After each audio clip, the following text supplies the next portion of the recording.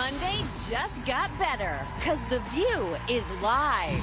Trump versus the CIA. How he's slamming investigators who say Russian hackers were working to make him president. Plus, the naked truth. How a trip to a strip club has one relationship hanging by a thread. And still not done holiday shopping? Relax, because View Your Deal partnered with vendors for up to 69% off last-minute finds for everyone on your list. Let's fire up Hot Topics with Whoopi, Sunny Hostin, Joy Behar, Sarah Haynes, and Jedediah Bila. Now, let's get things started.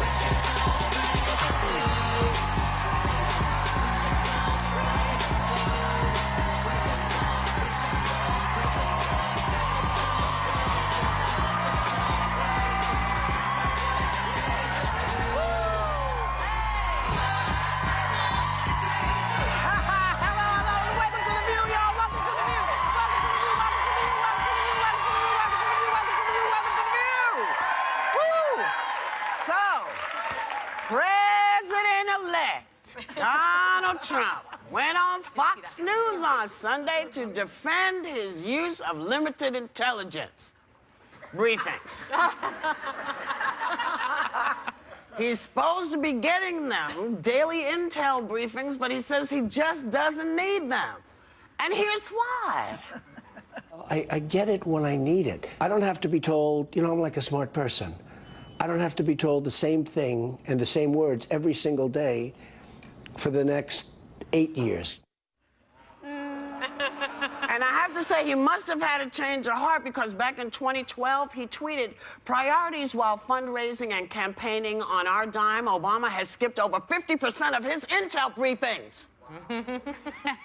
Is that true, or is that fake news? Well, this is what he said in 2012. Yeah, but you never, he lies all the time, so you don't know what he's saying, whether what he's saying is a lie or not. But who knew?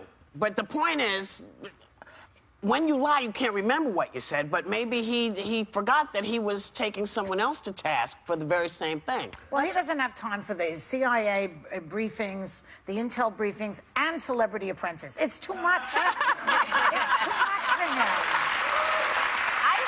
I didn't actually mind on this particular thing, because the idea of a meeting where nothing's changed, I do realize it's a big thing, but he wants to turn bureaucracy on its head, and he wants to break down what's being done. So maybe if you have 3 people going to the same meeting every day, he said if something should change from this point, immediately call me. I'm available on 1 minute's notice. So maybe his idea is, rather than Pence and he both going, just Pence goes. I will say I agree with you on that, because I worked in the government, and I remember we had to go to these sort of briefings, not intelligence briefings, but we did have case briefings, and I felt like I was hearing the same thing every week, and it was horrifying to me, and I hated going. Jane Harmon, I believe it was on today. She used to be a senator. She was in a very important position. I can't remember it, I'm sorry. But anyway, she was saying that you have to spend a year understanding the intel briefings. Well, and that's very complicated. That's the difference. I mean, my briefings certainly were, you know, federal prosecutor type briefings about the law, but this is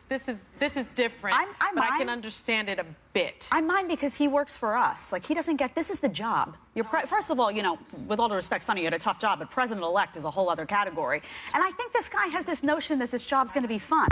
It's not a fun job. This is a really difficult, hard job. And I want to know that he got elected and he's in it to actually do the job, not to just look good and, oh, let me hope everybody likes me. So I don't care if you're bored. I don't care if you don't want to go every day. We elected you to do this job. Get in there and do it. And you know what? If you have to yawn through it, that's not my problem. You work for us, not the other way around. How about this? You're fired. Did anybody hear me? Because my mic is dead. Well, yeah, your mic is dead. Can you hear me? Can you hear me? My mic is dead? Yeah, they can hear you. All right. With or without the mic? No, you need the mic. Your mic is... This? What am I doing? Stand up here? Yes.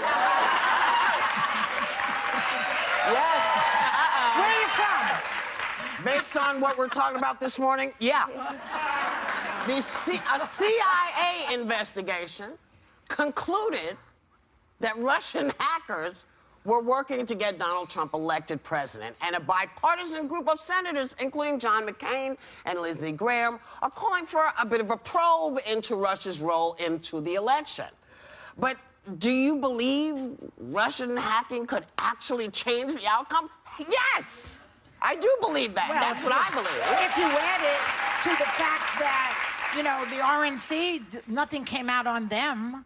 So they must have, they hacked into the RNC's emails, but the Republican Party, but nothing came out about that, then, you know, so possibly yes. Well, but that thing, it's possibly. We don't know for sure if there's this nexus between the Russians hacking into the DNC and Hillary losing. But I think what is most troubling is that Donald Trump is saying that we don't know if Russia is behind the hacks when you have not one, not two, but 17 intelligence agencies agreeing that Russia, in fact, did do this to try to sway the election. And Trump encouraged it. Watch this clip in case you didn't see it. Watch this. I will tell you this. Russia, if you're listening, I hope you're able to find the 30,000 emails that are missing. I think you will probably be rewarded mightily by our press. I mean, it's unbelievable. Yeah, but I think the idea that he doesn't see the problem with that is a problem, because this is not a partisan issue. This is about someone coming into our country and continuing to make it seem rigged and not right. He should be the first one spearheading, hey, because I don't know if the results would have been different, but the fact they have proof that this happened is a problem. When Kellyanne Conway says this might be fake news at times when she refers to it, that's Kellyanne a problem. Conway is fake news, but she's coming here this week, by the way. I don't care. Just saying. You know, listen, if this were any other country, we'd be all in their business. Yeah. We'd be investigating, we'd be looking and saying, you can't run these kinds of election He's things. fixing my wire. Fixing her mic. There's a white man on his knees behind Joy Biden. Nothing new about that. Wouldn't be the first time. Nothing new about that. Yeah.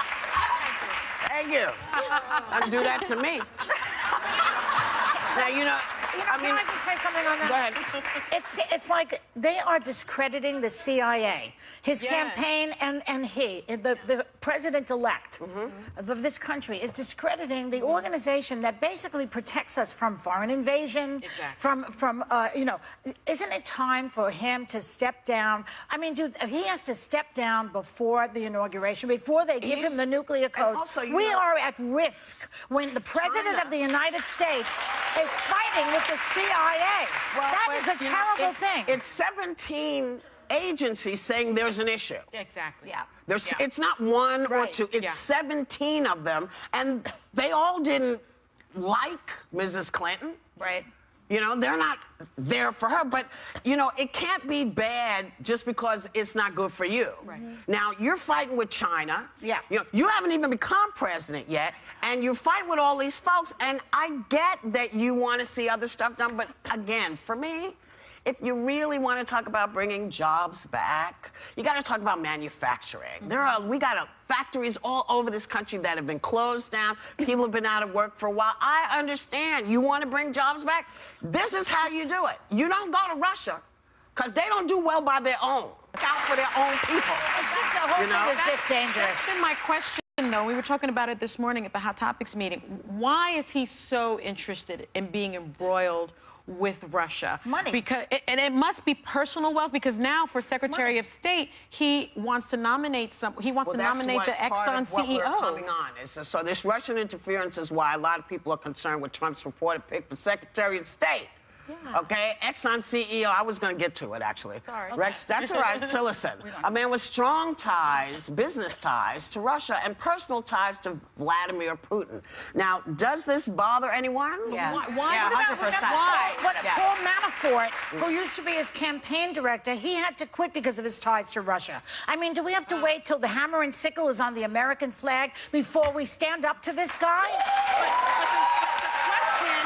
The question is, like, to Whoopi's point, when you're talking about manufacturing, which is how you really do bring in jobs, why is he in bed with Russia like this? Is it because our oil industry is going to be reinvigorated? Is it an energy thing? I think the optics of it is that he figures, oh, let me also for him, it's let me bring someone to the table and have some sort of, let me portray myself as the great negotiator. Let me put someone in there who's going to do right by Russia, somehow has an in, and I'm going to look good then because I'm going to be able to reap the benefits of Donald Trump is the reason that this is happening. Right. But this guy has a long history of business deals with Russia. This is a guy who criticized U.S. sanctions against Russia because it would hurt his own pocket and his own business. Now, that's fine as a businessman, but you're not a businessman if you take this position. You're working on behalf of the interests of the people of the United States. And I'm not convinced that someone who has this long-standing relationship with Russia, where, let's face it, you had to schmooze, you had to do what you needed to do to get money for your business, is now going to be able to flip that on a dime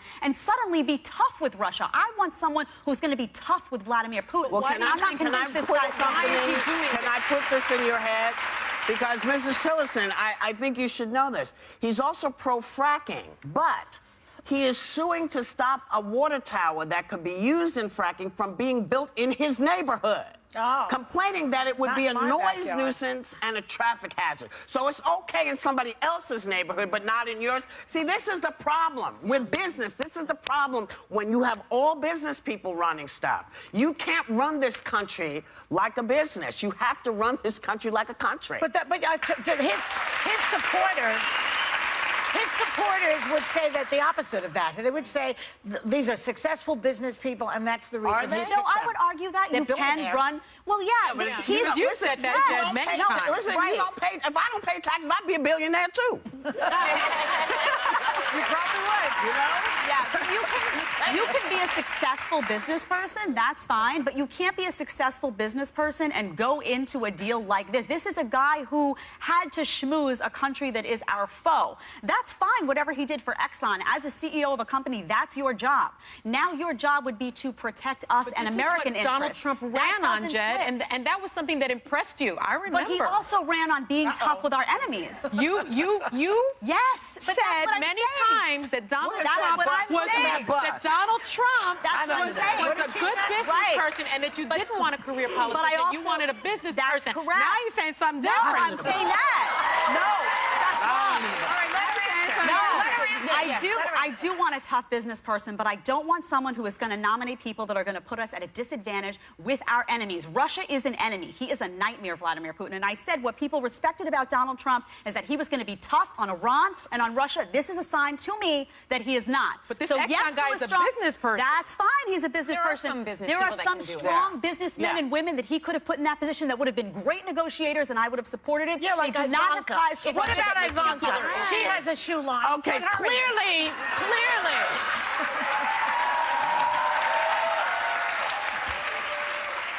Clearly, this is an ongoing conversation. So we're going to go, come right back, get the bus into the bus station. We'll be right back with more Hot Topics.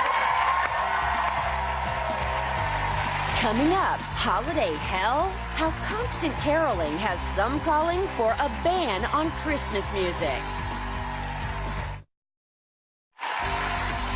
Coming up, view your deal and finish holiday shopping today. We partnered with vendors for up to 69% off the hottest last-minute finds they want under the tree this season. So welcome back. I have to clear something up. I was given a piece of information that is not correct. So Rex Tillerson and his wife Renata dropped out of the lawsuit trying to stop construction of a water tower in their Bartonville ranch in 2014. Okay. All right. But they were in it, just not now. But we don't do fake news on The View. Well, no. If we get a piece of information that's given to us as the correct information, we shift it when it's not right. So, you know, we cleared it up. So now you were throwing her under the bus about her, you know, thinking as a good businessman. Then you threw in Ivanka, and then all hell broke loose. So where are we now? I certainly wasn't trying to throw Jed on. Look, Jed and I are friends. I wasn't trying to throw her under the bus, but I just remember leading up to the election that I heard over and over again from my friend Jed that she thought that Donald Trump, being a business person, made him qualified to be the president. And I remember myself specifically saying that that was nonsense, that that's ridiculous. I still think that's an asset to be a successful business person. person, and I think you can place successful business people in positions of power. I think it's a problem when that position is Secretary of State, and when you have a business person that had ties to an enemy country who spoke out against sanctions against that country, and who was out for his own personal interest in an oil industry. That's going to have a lot of effect on our foreign policy. But think about this. No, wait. If he was, let's say they put a business person in head of, he's going to be the head of small business affairs. Great. That's somebody who has business experience, who can properly use it. Secretary of State is a diplomatic position. I want someone. So I don't want President of the United States, and you thought the business experience was just fine for that position. Great, but I didn't vote for him. I didn't vote for him. But you said before you guys go on, do remember that we've just established relationship with Cuba. Yes. So that he has talked about rescinding now. Right. So if we get into bed with Russia, does that mean we're back in bed with Cuba? I'm very confused by all of it. Well, because on some hands he's okay with this, and some hands he's Cuba's not. still a communist country. Soviet Union is gone, and they're now capitalists over there. So he likes that. He That's can what make we like money to there. think, but I don't believe can't make money so. in Cuba. And if you think about you could. Not right now, until the rest of them are about gone. Tillerson being a business person, in his role at Exxon, he did maintain these close ties with Putin, and he opposed the U.S. sanctions against Russia. But he negotiated an energy partnership with Putin in 2011 that the Russian president said would be worth as much as $500 billion. That was a business decision. So let's say he does something like that as Secretary of State, where he normalizes ties with Russia, and now the United States has $500 billion. Would you be in support of that? That's great, but I want someone who's tough. The job of a negotiator, when you're defending the interests of the people of the United States, is to be tough with Iran, is to be tough with Russia. I don't want someone going in who has a business of schmoozing to get a good deal for his personal company. So that's why that's why I don't like him for that. That's not to say he's not a successful businessman. I commend that, but I don't want him in that position. I don't think he's fit for that, given his history. The oil person has a place in any international setting right now, because oil is such a contentious topic, especially with people that we're trying to better relationships with, or we already have bad relationships with. So I can't see a place at all on the international stage where you put someone from big oil in there. And what about the people that he's? What about the people? But that's a problem. What about the people that he's appointed from Goldman, who work for Goldman Sachs? They went after Hillary Clinton like crazy because she gave a couple of speeches. They also went after President Obama back in the day when he said that he was going to meet with Iran without preconditions. And I did think that was a problem, because I wanted a strong person at the table. That's not that much different to me than sending someone in who has a long history of schmoozing with Russia to be tough on Russia. This is what business people do. It's very simple. They make deals. Well, that's the problem, you see, because, again, you cannot run this country like a business. No, you can't. This is not a business. This is a country where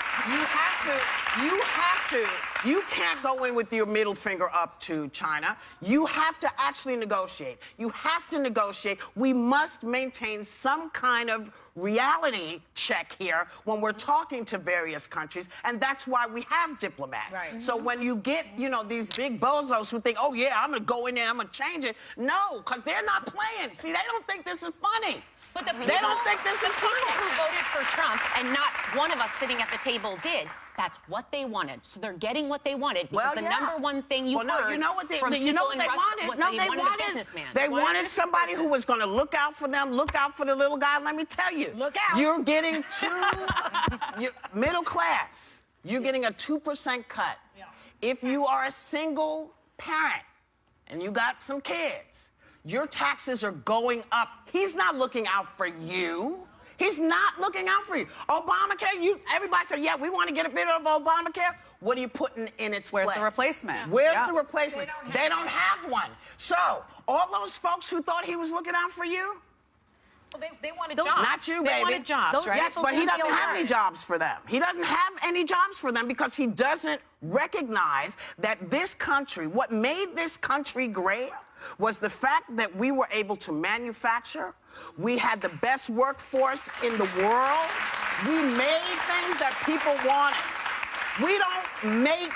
We make very little now. and very little But that even if people we want. did, we send them overseas because they get the cheap labor there. Well, But the guy who's the Secretary of Labor believes that robots should replace people who flip burgers. Because he doesn't want them to take, sick He's going to eat up the unions who were there to protect you. Because you running that Well, store. I think their thought from this is that they think a businessman can come in and take this debt and all the other money issues, straighten it up, clean out the bureaucracy. Right. But the flip side of it is now you have business people in there that made their living off of their own personal interests. Yes. So this is the other side of the And pendulum. do your homework, because if you want to take a look at some of the folks he's put in terms of education, you might want to just look and see what that is all about. Because this is not a good idea. But see, this is what the people have spoken, as you always say. I have. Yeah. The people have spoken. But as my Aunt That's Julie what she always says. says, what do they need, a brick to fall on their heads? You know, whatever it is, we'll be right back.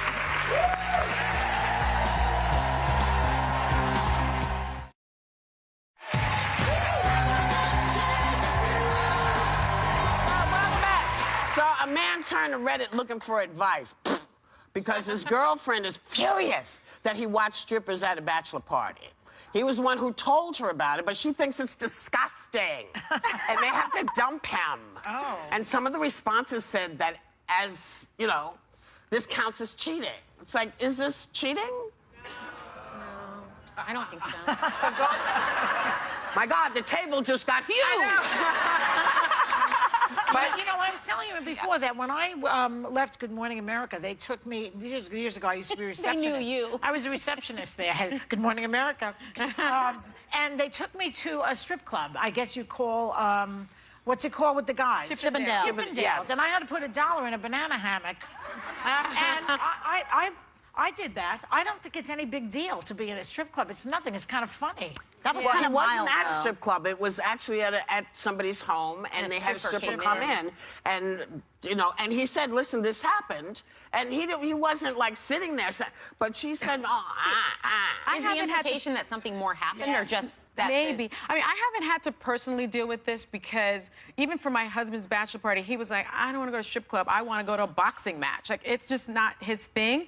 But there's this trend of people going to strip clubs together, and we were invited by a good friend in Atlanta to go to a strip club together. And apparently all these people go on dates at a strip club, and I was willing to do it, although I'm uncomfortable with like women being degraded in that way. Yeah. I was thinking, make well, good maybe money. it's kind of spicy, you know. I mean, go ahead I thought and it might degrade be them. spicy and Cut kind your of pills. interesting. I don't see it as cheating. It's almost like a fantasy, isn't it? I mean, just watching the stripper. Why do you go as a woman, though, to see a woman I went with strip? my sister Come once. to my house. I'll take off my clothes. There was a group of guys we were all hanging out with once in the middle of Iowa, and so they were like, "We're going to a strip club." My sister's like, "Are we going?" I was like, "I don't know. I'm not going to be left here Did by you myself." go? We went, and How was it? It was gross. Like, I mean, I don't know how many options are in Iowa. Like, if there were better ones, but like this particular one, I expected a certain look in there, and I felt more confident when I left. Like, I thought I felt I could dance too, maybe.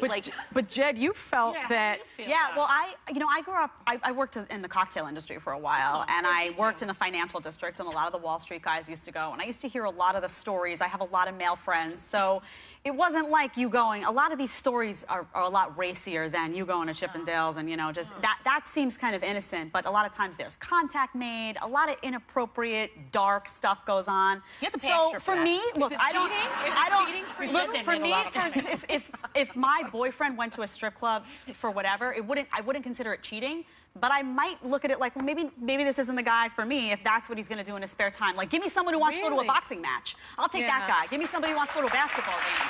Yeah. Like, so it's not, I don't want to criminalize the guy because some guy might go and sit there and Violence is okay. No, Well, come on. I got Yeah. friends who work in the strip industry, and some of them are raising kids, and they're doing the best they can. And so, you know, I don't mind a strip club because it's, you know, it's where, who are you? You know, it's who you are. Strippers, you know, will give you what you want if you ask for it. Some of them will, some of them won't. Yeah. So, you know, you never know. But I don't think it's a bad thing. I don't think it's cheating. Maybe she was looking for an excuse to dump the guy. Yeah, but there's something else going on. Well, that's something else. Yeah. But Sarah now. Yeah? Let's talk about something. Oh, yes, we do have something to talk about. Yes, we do have not something. Strip clubs. Okay.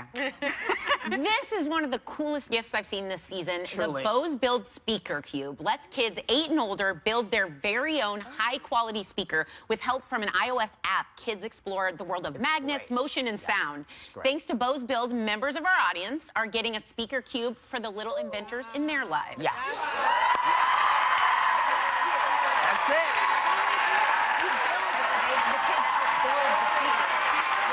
We'll be right back. We'll be right back.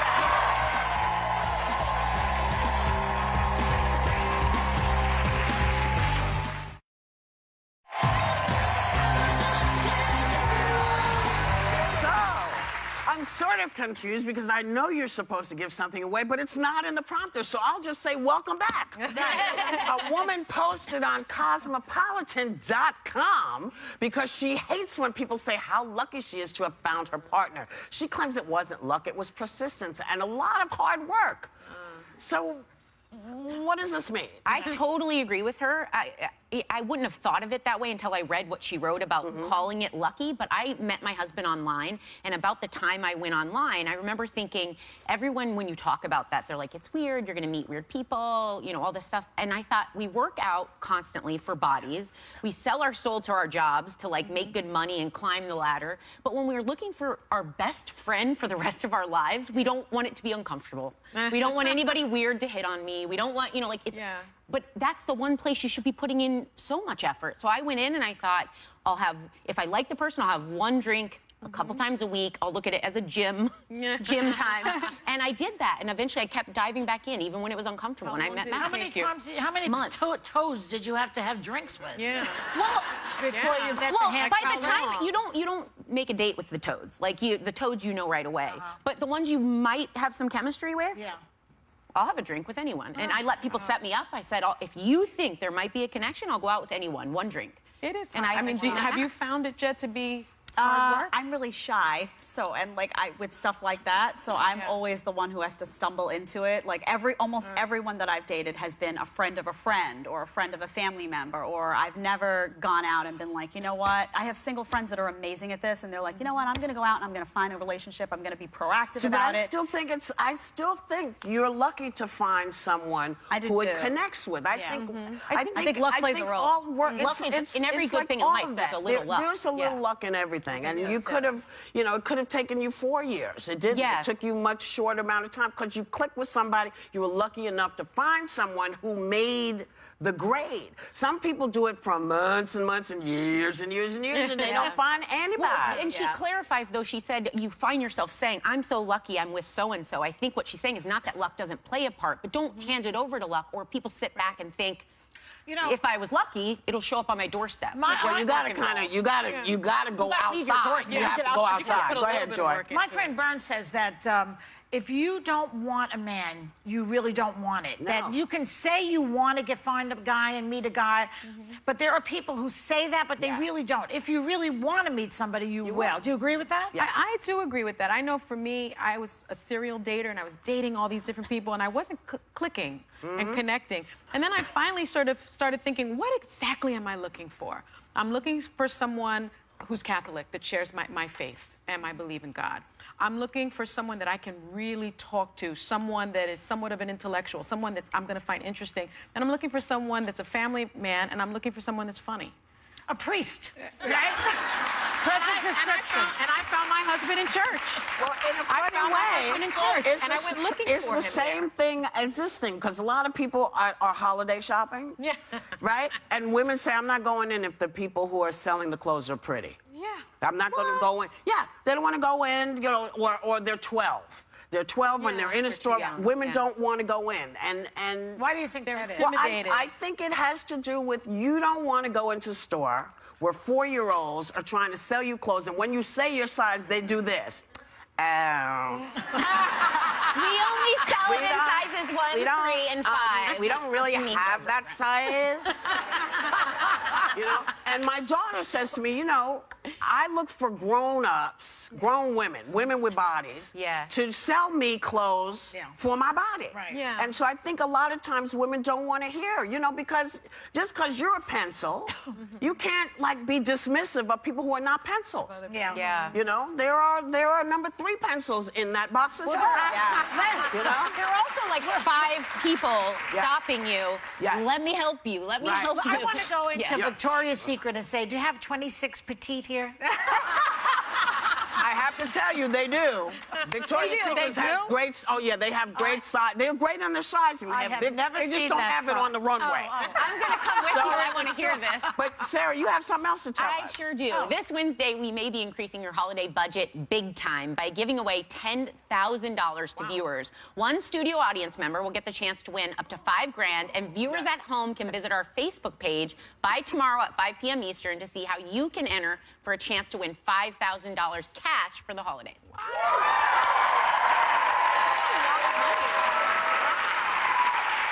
So, aren't you glad you stayed for that? Come back. We got more interesting stuff to tell you. We'll be right back. Hey. Tomorrow, the hilarious Allie Wentworth's popping in for a nightcap with the ladies.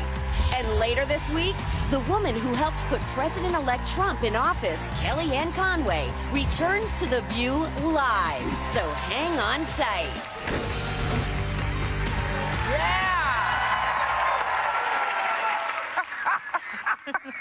We're having the strangest conversations when you guys aren't looking. And so, yeah. So Christmas is around. There was a, there was a lady. What was she doing? What was this woman doing? She did something. Oh, she decorated the front of her house. Yes, there's some woman who has decorated crazy in front of her house, and people are freaking out because they say it's too loud, too much Christmas. But can you ever have 24/7 with the music? The same song. Same song, 24/7. Halls or something. Yeah, it's kind of freaky. But you know what? You don't even have to think about it. We want you to have a great day and take a little time to enjoy the view.